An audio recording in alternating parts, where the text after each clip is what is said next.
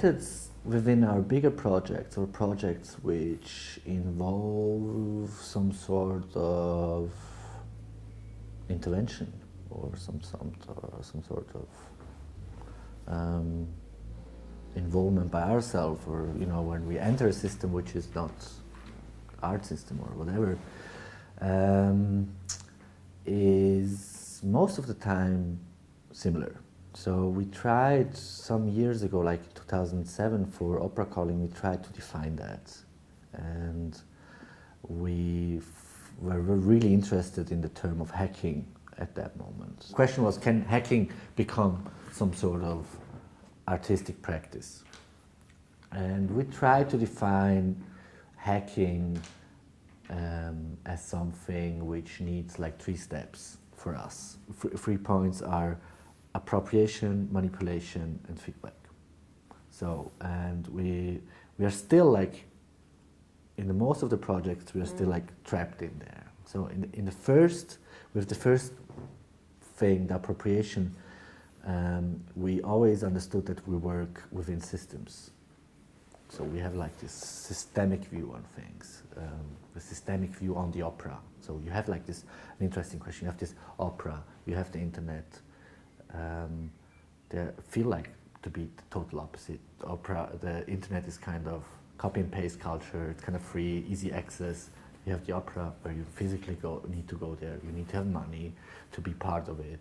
And it's kind of, there's this big clash. So we started to try to understand that cultural system around the opera before we knew we wanted to do something with them. So we tried to understand the system of how the opera works.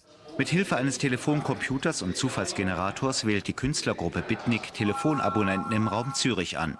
Wer abhebt, hört Folgendes. Zu ihrer Freude und Unterhaltung haben wir in der Zürcher Oper eine Wanze platziert. In wenigen Sekunden werden sie live ins Opernhaus verbunden. As soon as we know who the players are within a system, we can try to manipulate them. We can try to shift positions and maybe also take data streams which are inside that systems and hijack them or manipulate them or cut them off or rewire them. And this is what happened also with the opera calling signal. So they lost their signal of the live feed on the opera stage. We hijacked that and retransmitted it to the people's homes. This is like the second step, the part of the manipulation of something where you kind of force some change, something small. The third step would be like the feedback channel, the channel of participation, where people can maybe interact with the piece, or they're forced to react to it, and there is some sort of publication or some sort of live interface or an interface through an exhibition where people can also be part of the process. So it's always like the 3 points. A good hack involves like an understanding of a system and manipulation of a system and some sort of mechanism to view what's happening, or kind of which gives you the view of what's happening inside there. So I think looking at more recent work, I guess you still find the 3 elements of a hack within them. Maybe they're not as clearly defined as with opera calling, which really went into one system and changed that system, and or introduced something foreign into that system and changed the way it worked.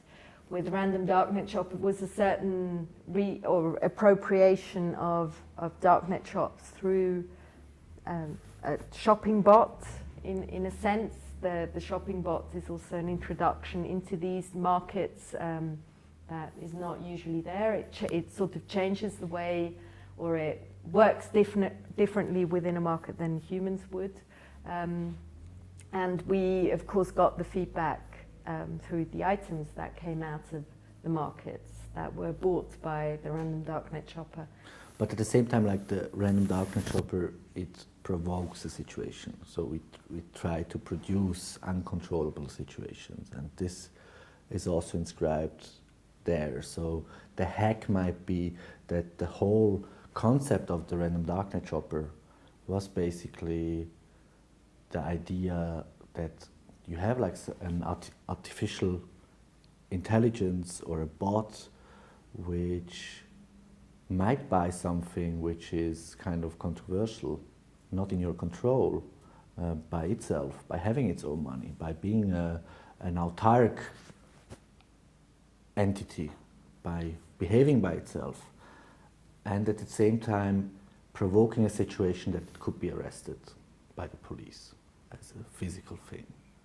So this is like, you create a surrounding where we totally knew this can happen, and where we also spoke to a lawyer beforehand, what he thinks is our responsibility or who is responsible for those things. If you have like a bot acting on itself and maybe buying something which is out of line, and this is exactly what happened. It bought some ecstasy, and then the story began. Wow, we have like artificial intelligence, or we have bots who are breaking the law. What are we doing now? How do we deal with that? And these are the questions which were raised by the random darknet chopper, which were inscribed in the project. It disrupts the system here, the legal system. It raises questions. But sure, No. that's completely true. But I would argue that this disruption is actually outside the actual art piece. I think the art piece intervenes into an encrypted layer of the internet. The other is like a second consequence of which you have a lot. Yes, but this is for me the art piece. I think in different art pieces, it's different systems that get hacked, maybe, and sometimes it's more than one system. Definitely one method that we use probably in most, at least interventionist works, is the loss of control. So we like to produce situations where we are not in control of what will happen. This loss of control also lets us involve the various players. Mm-hmm. And gives the piece an openness that is very important to us. It's important, and it's also hard in the sense of timing. So we never know what kind of consequences these situations would bring. So random darknet chopper, it took us, half a year to finish the first phase, because all the items were confiscated by the police. They needed to clear things. We needed to work on things. We had exhibition requests for the items, but they were not in our control, and it produces this kind of thing that you never know where it leads. Timing is always very difficult for us, because we never know where, like, these open situations which are created, where they lead us.